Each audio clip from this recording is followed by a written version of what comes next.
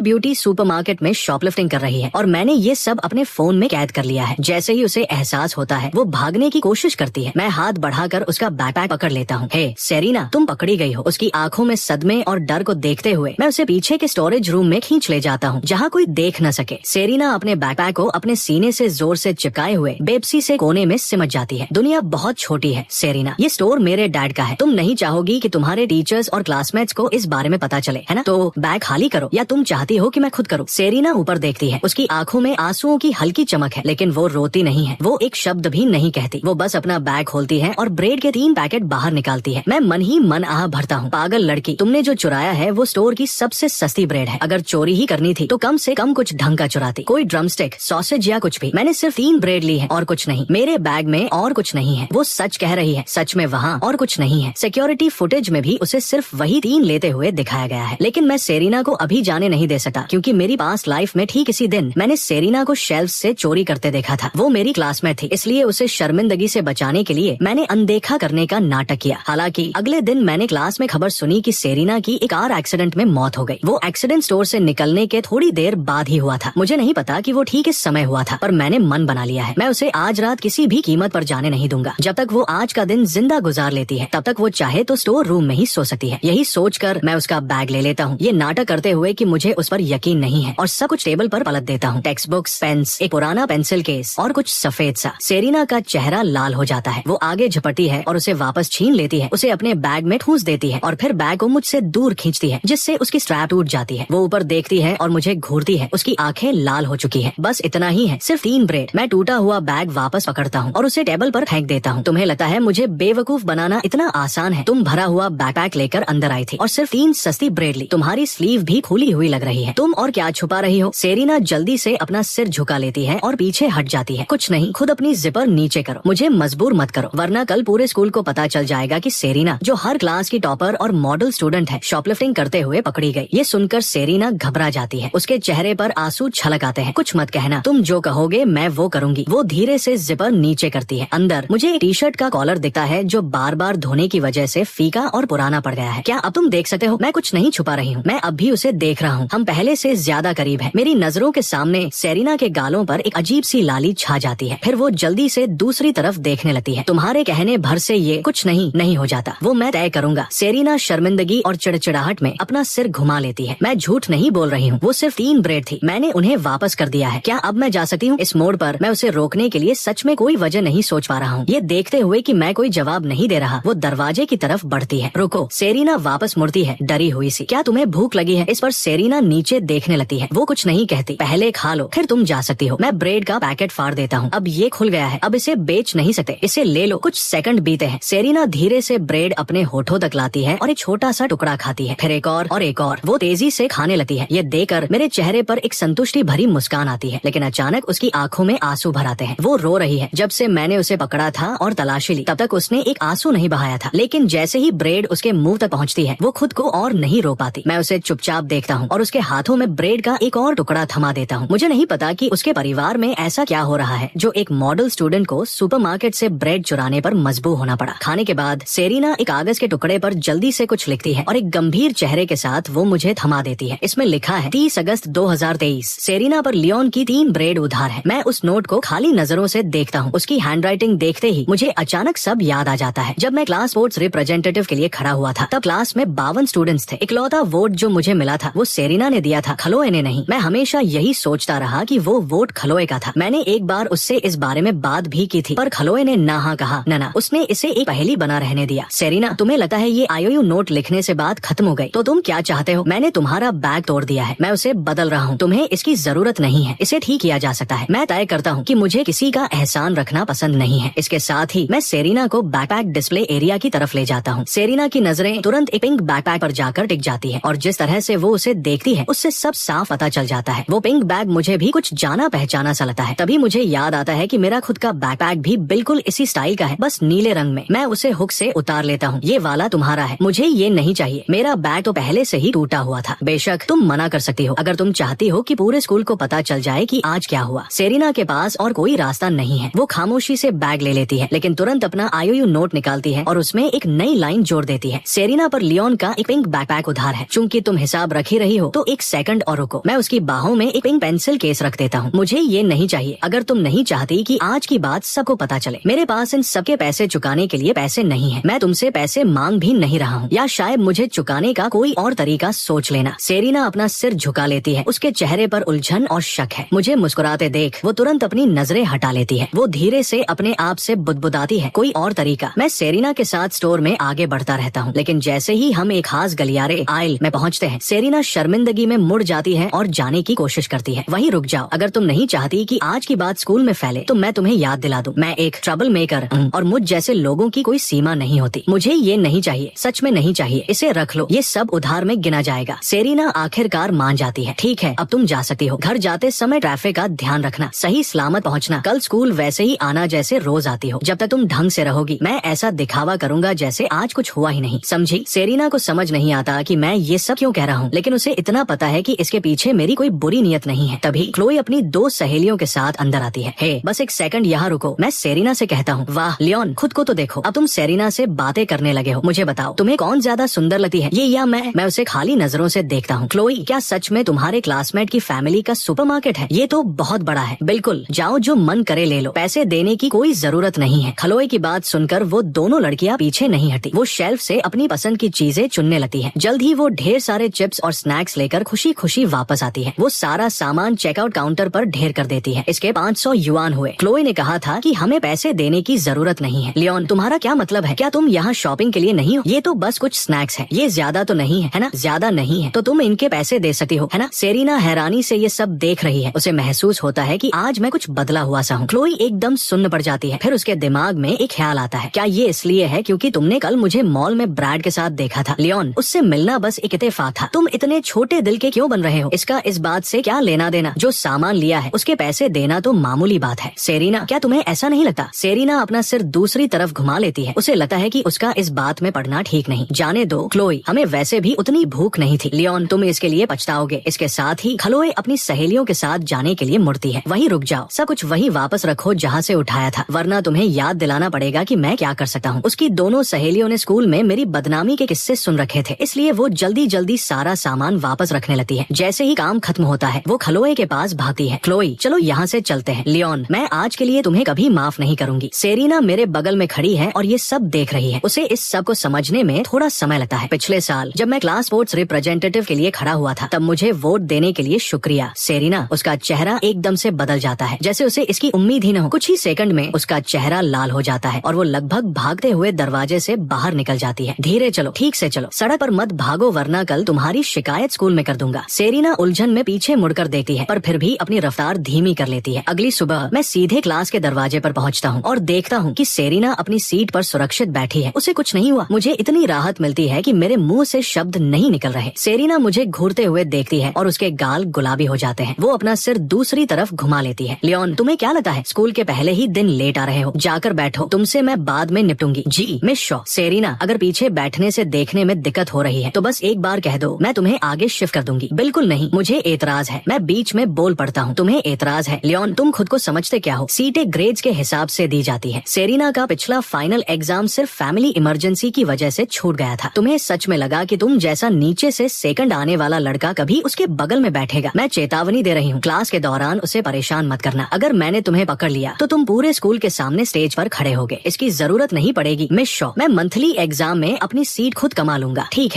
है सेरीना, तुम हिम्मत मत हारना। अगर लियोन तुम्हें परेशान करे तो मुझे बताना। परेशानी किसे कहते हैं? मैं हाथ बढ़ाकर सेरीना की बाह पर उंगली मारता हूँ। पोक, क्या ये परेशानी में गिना जाएगा? उसके गाल तुरंत लाल हो जाते हैं। वो झटके से अपना सिर दूसरी तरफ घुमा लेती है। मैं गर्मा गर्म स्टीम्ड पोक बंस का एक बैग निकालता हूँ और सेरीना की तरफ बढ़ाता हूँ। ब्रेक में इन्हें खा लेना, पेट भर लो अपना। मुझे ये नहीं चाहिए। तुम्हारी हिम्मत कैसे हुई मना करने की? क्या तुम चाहती हो कि मैं? मेरी आधी अधूरी धमकी पर सेरीना आज्ञाकारी बनकर बंस ले लेती है और अपनी उन खूबसूरत आँखों से मुझे एक ऐसी नजर देती है जिसमें चिड़चिड़ाहट और बेबसी दोनों है। ये हुई ना बात, बस वैसा ही करो जैसा कहा जाए। वक्त बीता है और आखिरकार घंटी बजती है। सेरीना, वो बंस खा लो, मुझे भूख नहीं है। तो मुझे बताओ, क्या तुमने नाश्ता किया था? मैं नाश्ता नहीं करती, अभी खाओ, मेरा सब्र मत आजमाओ। सेरीना मेरी तरफ देखती है, फिर हिचकिचाते हुए एक बन अपने होठों तक ले जाती है और छोटा सा टुकड़ा काटी है। जैसे ही उसका स्वाद उसे मिलता है उसकी आंखें चमक उठती है और पूरा बन सेकंडों में खत्म हो जाता है। मैं चुपचाप संतुष्टि के साथ उसे देखता हूँ। दूसरा खत्म करने के बाद बैग में 2 और बचे। बचे हैं। सेरीना उन्हें देखती है, एक पल के लिए हिचकिचाती है और फिर चुपचाप उन्हें अंदर रख देती है। मेरा पेट भर गया है, बाकी मैं लंच में खाऊंगी। मैंने कहा इन्हें खाओ, बहाने बनाना बंद करो। सेरीना मुझे घूरती है। एक पल के लिए लगता है जैसे वो पलटकर जवाब देगी। वो अब भी मुझे घूर रही है। ऐसे ही घूरती रहो और मैं। उसके चेहरे के भाव कोमल हो जाते हैं, जैसे वो कोई मासूम सी विनती कर रही हो, और वो चुपचाप तीसरा बन खाने लगती है। उसी पल खलोए क्लास में आती है। आज मौसम कितना अच्छा है, ट्रैक पर टहलने के लिए एकदम सही है ना। लियोन बाहर आओ, मुझे तुमसे बात करनी है। खलोए मुड़कर जाने लगती है। उसे पूरा यकीन है कि मैं उसके पीछे आऊंगा, लेकिन जब वो पीछे मुड़कर देखती है तो वहाँ कोई नहीं होता। मैं अब भी अपनी सीट पर हूँ। लियोन, बहुत हुआ, अब तुम हद पार कर रहे हो। मैंने क्या किया? अगर कुछ कहना है तो यहीं कहो, मैं कहीं नहीं जा रहा। चलो ना मेरे साथ कैफेटेरिया में लंच करो। सॉरी, मैं पढ़ाई कर रहा हूँ। मैं अपनी जगह से नहीं हिलता। क्लोई की दाल नहीं गलती। वो हार मानकर अपने लंच ग्रुप के साथ चली जाती है। दोपहर तक क्लास में सिर्फ मैं और सेरीना बचे हैं। मैं खुद ये देखना चाहता हूँ, सेरीना हमेशा कैफेटेरिया इतनी देर से क्यों जाती है? वो असल में क्या खाती है, या फिर वो कुछ खाती भी है या नहीं? सेरीना शांति से अपनी डेस्क पर बैठी सुबह का असाइनमेंट कर रही है। उसे शायद एहसास भी नहीं है कि क्लास में सिर्फ हम दोनों हैं। इंतजार करते करते मेरी आंख लग जाती है। सेरीना मुड़कर देखती है और पाती है कि मैं गहरी नींद में हूँ और मेरे मुंह के कोने से लार ड्रूल टपक रही है। वो मुझे कुछ खोई खोई सी नजरों से देखती है। दरअसल उसका एक राज है जो कोई नहीं जानता। वो मुझे मिडिल स्कूल से जानती है। उसकी यादें मुझसे जुड़े पलों से भरी पड़ी है, लेकिन वो ये भी अच्छी तरह जानती है कि मुझे उनमें से कुछ भी याद नहीं है। शायद मैंने कभी उसे नोटिस तक नहीं किया था, पर कोई बात नहीं, उसे सब याद है। थोड़ी देर चुपचाप बैठने के बाद वो क्लास से बाहर निकल जाती है। ये उसके लंच का रोज का समय है। जब तक वो कैफेटेरिया पहुंचती है, बाकी सब लोग का खाना खाकर जा चुके होते हैं। कैफेटेरिया लगभग खाली है। ओह, तुम फिर आ गई। मैंने कितनी बार कहा है कि अगली बार जल्दी आया करो। जब भी तुम इस वक्त आती हो सारा खाना खत्म हो चुका होता है। शोरबे ब्रॉथ के अलावा कुछ नहीं बचा। कोई बात नहीं, सादा चावल ठीक है। देखो, तुम समझती नहीं हो, वो पूरी ग्रेड की टॉपर है। देर से आने का मतलब है कि वो पढ़ाई कर रही थी। उसे देखो, किसी पेंटिंग जैसी सुंदर है और ऊपर से इतनी होशियार। अगर मेरा बेटा इसका आधा भी होता तो मैं खुश हो जाता। रुको, मैं तुम्हें थोड़े एक्स्ट्रा चावल दे देती हूँ और उस पर थोड़ा मीट का शोरबा डाल देती हूँ। बस 50 सेंट दे दो। शुक्रिया। अपना मील कार्ड स्वाइप करने के बाद सेरीना अपना बैलेंस देखती है। 5 युआन और 20 सेंट। उसके लिए एक वक्त के खाने के 50 सेंट देना भी बहुत बड़ी बात है। इसी बीच क्लासरूम में मेरी आंख अचानक खुलती है। मैं लगभग आधे घंटे से सोया हुआ था। अब कैफेटेरिया में कुछ भी बचने का सवाल ही नहीं उठता। फिर भी मैं वहाँ भागकर जाता हूँ। बेटा, इस वक्त तो यहाँ सिर्फ सादे चावल ही बचे हैं। चावल ही ठीक है। वैसे क्या मुझसे पहले यहाँ कोई लड़की आई थी? वो काफी सुंदर है और उसके बाल लंबे हैं। ओह, मैं उस लड़की को जानती हूँ। वो हमेशा देर तक पढ़ाई करती है। जब भी वो आती है सिर्फ सादे चावल ही बचे होते हैं। मैं अपने चावल के लिए 2 युआन स्वाइप करता हूँ। मैं थोड़ा हैरान हूँ, ये बहुत सस्ता है। उसी दोपहर पे क्लास में मैं अपने क्लासमेट्स के साथ बास्केटबॉल खेल रहा हूँ। पे क्लास के हर फ्री पीरियड में सेरीना अपनी टेक्स्ट बुक लेकर एक ही जगह बैठती है और चोरी छिपे मुझे बास्केटबॉल खेलते हुए देखती है। बास्केटबॉल खेलने वाले हर लड़के का सपना होता है डंक मारना। जब मैं एक जबरदस्त स्लैम डंक मारता हूँ तो सेरीना अपनी खूबसूरत और हैरान आंखों से मुझे देखती है। बाकी लड़कों के भी होश उड़ जाते हैं। मैं खुद भी थोड़ा हैरान हूँ। कल दोबारा जन्म लेने के बाद से मैंने नोटिस किया है कि मैं ज्यादा ताकतवर हो गया हूँ। वो डंक तो बिना कोशिश किए ही हो गया। क्या यह दोबारा मौका मिलने के साथ मिला कोई बोनस है? मैं सेरीना की तरफ देखता हूँ। अचानक हमारी आंखें मिल जाती हैं। वो तुरंत अपनी किताब उठाकर अपना चेहरा छुपा लेती है, जैसे कुछ याद कर रही हो। लियोन, वो बहुत कूल था। मैं क्लो को एक बेरुखी भरी नजर देता हूँ और मुंह फेर लेता हूँ। ब्रैड, जो क्लास प्रेसिडेंट है, खलोए की तारीफ सुन लेता है और चिढ़कर मुझे देखता है। कोर्ट पर मुझे कोई नहीं हरा सकता। लियोन, क्या मेरे साथ 1-on-1 खेलोगे? जब ब्रैड अपनी डींगे हाँक रहा होता है तभी मेरी नजर किनारे पर पड़ती है। सेरीना जमीन पर गिरी हुई है। उसका चेहरा दर्द से खिंचा हुआ है और उसने अपना दाहिना टखना एंकल कसकर पकड़ा हुआ है। मैं पास खड़ी एक लड़की से पूछता हूँ, क्या हुआ? शायद मैंने एक लड़की को सेरीना को पीछे से धक्का देते देखा और सेरीना गिर गई। वो लड़की कैसी दिखती थी? कौन सी क्लास की है? मैंने ठीक से नहीं देखा। मैं सेरीना के पास जाता हूँ। चलो बैठो, मैं तुम्हें नर्स के ऑफिस ले जा रहा हूँ। सेरीना धीरे से उठती है और मुझे घूरती है। किसका इंतजार कर रही हो? बैठो। मैं उसे अपनी पीठ पर उठाता हूँ और नर्स के ऑफिस की तरफ चल देता हूँ। उसके चेहरे पर एक धीमी सी मुस्कान खिल जाती है जो बसंत की धूप जैसी गर्म है। तुम्हें किसने धक्का दिया? क्या तुमने देखा? मैंने नहीं देखा। कोई अंदाजा कि वो कौन हो सकता है? नहीं, तुम डर रही हो कि मैं उनके पीछे जाऊंगा, है ना?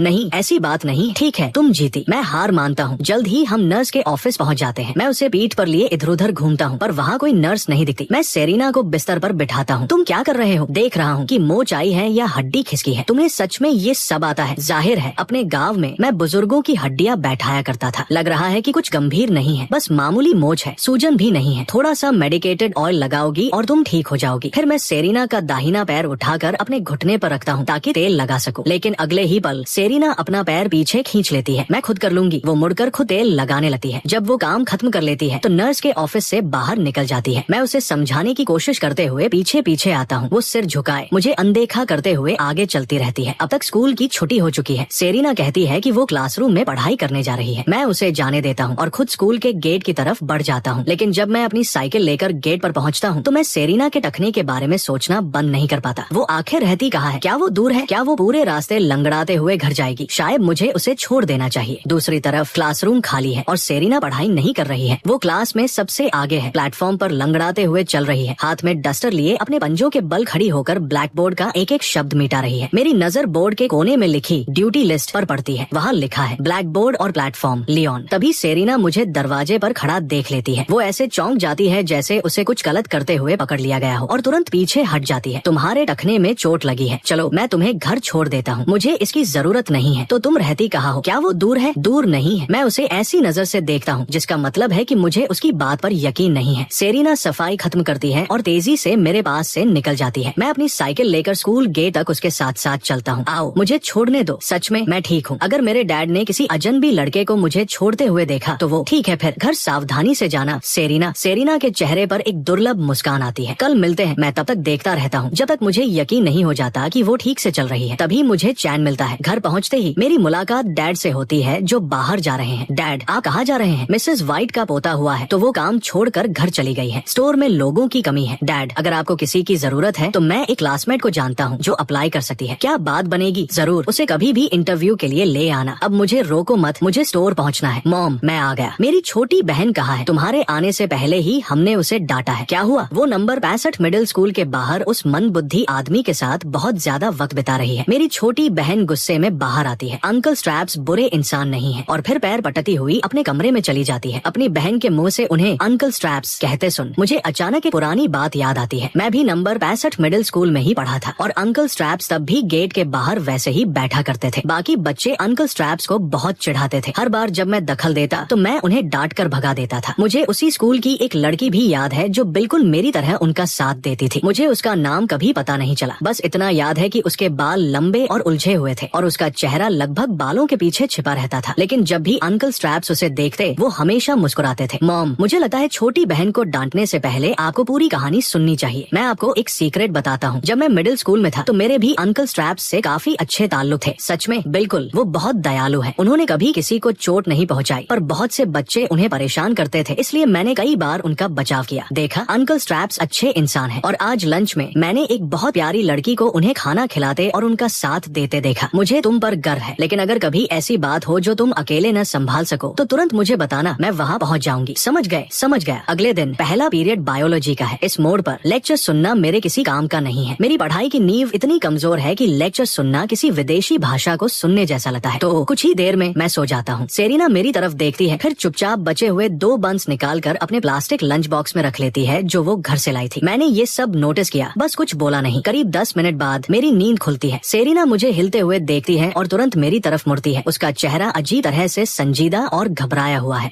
मैंने बिना पूछे तुम्हारे 2 बंस खा लिए। तो क्या हुआ? तुम मुझे रिपोर्ट क्यों दे रही हो? सेरीना शर्मिंदगी से अपना सिर झुका लेती है। वो उतनी ही तेजी से वापस मुड़ जाती है। उसका चेहरा शर्म से लाल हो रहा है। मैंने आज तक किसी को झूठ बोलते हुए इतना प्यारा लते नहीं देखा। एक नॉर्मल हार्ट रेट 60 से 90 धड़कन प्रति मिनट के बीच होती है। वैसे क्या किसी को पता है कि लाई डिटेक्टर कैसे काम करता है? पल्स रेट उन खास चीजों में से एक है जिसे ये मापता है। अब अपने साथ वाले पार्टनर के साथ इसे ट्राई करें, एक दूसरे की पल्स चेक करें। ये सुनते ही मैं तुरंत चौकन्ना हो जाता हूँ। सेरीना पूरी तरह अलर्ट हो जाती है। उसकी नजरें मुझ पर टिकी है। तुम मुझे ऐसे क्यों देख रही हो? क्या मैं तुम्हें डराता हूँ? अपना हाथ दो, मुझे तुम्हारी पल्स चेक करने दो। नहीं, क्यों नहीं? क्या तुम कुछ छुपा रही हो? बस हाथ दो। नहीं मतलब नहीं। ठीक है, फिर मैं तुम्हारी धड़कन सुनूंगा। हम काफी देर तक बहस करते रहते हैं और आखिर में किसी की भी पल्स चेक नहीं हो पाती। सुबह की क्लास खत्म होती है और लंच का समय हो जाता है। क्लोई एक बार फिर मेरे पास आती है। लियोन, आज तो तुम मेरे साथ लंच कर सकते हो ना? नहीं, मैं पढ़ाई कर रहा हूँ। ये अच्छे स्टूडेंट होने का नाटक बंद करो। तुम्हारे जैसे ग्रेड्स के साथ भला पढ़ने के लिए है ही क्या? तुम ये सब बस मुझे चिढ़ाने के लिए कर रहे हो, है ना? अगर तुम अपनी भलाई चाहती हो तो यहाँ से चली जाओ। मुझे तुम्हें जाने के लिए कहने पर मजबूर मत करो। मेरी बात सुनकर ऐसा लगता है जैसे खलोए बस रोने ही वाली है। उसकी सहेली दौड़ कर आती है और उसे खींच कर ले जाती है। चलो भी, इसके मुंह क्यों लग रही हो? जैसे ही क्लास खाली होती है फिर से सिर्फ मैं और सेरीना रह जाते हैं। एक पल के लिए सेरीना मुझे मुड़कर देखती है और पाती है कि मैं सच में पढ़ाई कर रहा हूँ। मुझ में ये बदलाव देखकर वो अपने होंठ सिकोड़ कर मुस्कुरा देती है। लेकिन अगले ही पल जैसे ही मैं उसकी तरफ देखता हूँ सेरीना तुरंत अपनी नजरें फेर लेती है। वक्त बीता जा रहा है। जब सेरीना के लंच का समय होता है तो वो कैफेटेरिया जाने के लिए लिए खड़ी होती है और मैं आलस से अंगड़ाई लेता हूँ। वाह, काफी अच्छी पढ़ाई हो गई। शर्त लगा सकता हूँ कि अब तक कैफेटेरिया में कुछ नहीं बचा होगा। सेरेना मुझे अनदेखा करती है और खामोशी से निकल जाती है। मैं भी आराम से उसके पीछे पीछे चल देता हूँ। कैफेटेरिया काउंटर पर लेडी सेरेना से सादे चावल के लिए 50 सेंट लेती है, पर मुझसे वो 2 युआन मांगती है, जिससे मैं सच में उलझन में पड़ जाता हूँ। मैं सेरेना के बगल वाली सीट पर जाकर बैठ जाता हूँ। फिर मैं अपना बैग खोलता हूँ और सुपरमार्केट से लाए स्नैक्स का ढेर टेबल पर लगा देता हूँ। हाँ, मुझे पता था कि वहाँ कुछ नहीं बचेगा, इसलिए मैं पूरी तैयारी के साथ आया था। मैं ड्रमस्टिक, ब्रेस्ट एग और सॉसेज के पैकेट फाड़ता हूँ और उन्हें अपनी ट्रे में सजा देता हूँ। अजीब है, आज मुझे ज्यादा भूख नहीं है। शायद आजकल मैं ये सब कुछ ज्यादा ही खाने लगा हूँ। मैं सेरेना की तरफ देखता हूँ, उसकी ट्रे अपनी तरफ खींचता हूँ और अपनी भरी हुई ट्रे उसके सामने कर देता हूँ। चलो आज अदलाबदली करते हैं। सेरेना मुझे हैरान होकर देखती है। वो विरोध करने के लिए अपना मुंह खोलती है कि मैं उसकी तरफ इशारा करता हूँ, और तुम्हें पता है ना फिर क्या होगा। सेरेना काफी देर तक मुझे देखती रहती है, फिर वो अपना मुंह बंद कर लेती है और कुछ नहीं कहती। वैसे मेरे फैमिली सुपरमार्केट में शाम की शिफ्ट के लिए एक कैशियर की जरूरत है। इसे अपना ऑफिशियल जॉब ऑफर समझो। तुम्हें काम पर रख लिया गया है। अगर तुमने शिकायत या मना करने की हिम्मत की तो तुम देखोगी कि मैं क्या कर सकता हूँ। समझी ना? कोई शिकायत नहीं, मैं ये काम करूंगी। बहुत अच्छे। मैं उसे एक संतुष्ट भरी नजर देता हूँ। सेरेना जो मन ही मन खुश है, अपना सिर झुकाकर खाने लगती है। फिर वो अपना लंच बॉक्स निकालती है। वो नहीं चाहती कि मैं अंदर रखे वो बंस देखूं, इसलिए वो उसे टेबल के नीचे अपनी गोद में रखती है। फिर वो ट्रे से बचा हुआ चावल, ड्रमस्टिक, अंडा और सॉसेज उस लंच बॉक्स में डाल देती है। ये तुम क्या कर रही हो? अपने डैड के लिए ले जा रही हूँ। मुझे ऐसा महसूस होता है जैसे मैंने कुछ ऐसा सुन लिया है जिसे मैं समझ नहीं पा रहा। रुको, तुम्हारा मतलब है कि तुम अभी स्कूल छोड़कर ये उनके पास ले जाओगी? मुझे कुछ समझ नहीं आ रहा। सच कहूँ तो मुझे सेरेना के पिता से काफी समय से चिढ़ हो रही थी। एक ऐसा आदमी जो अपनी बेटी को सुपरमार्केट से ब्रेड चुराने दे और ऊपर से ये उम्मीद रखे कि वो स्कूल से उसके लिए खाना लाएगी। ये कैसा मामला है? मुझे माफ कर दो। तुम माफी क्यों मांग रही हो? मेरा पेट भर गया है। खाने के लिए शुक्रिया, सच में। रुको, मैं ये नहीं कह रहा कि तुम उनके लिए नहीं ले जा सकती। बस पहले ये ड्रमस्टिक खुद खा लो, ठीक है? बाकी उन्हें दे देना। मैं सच में और नहीं खा सकती। ठीक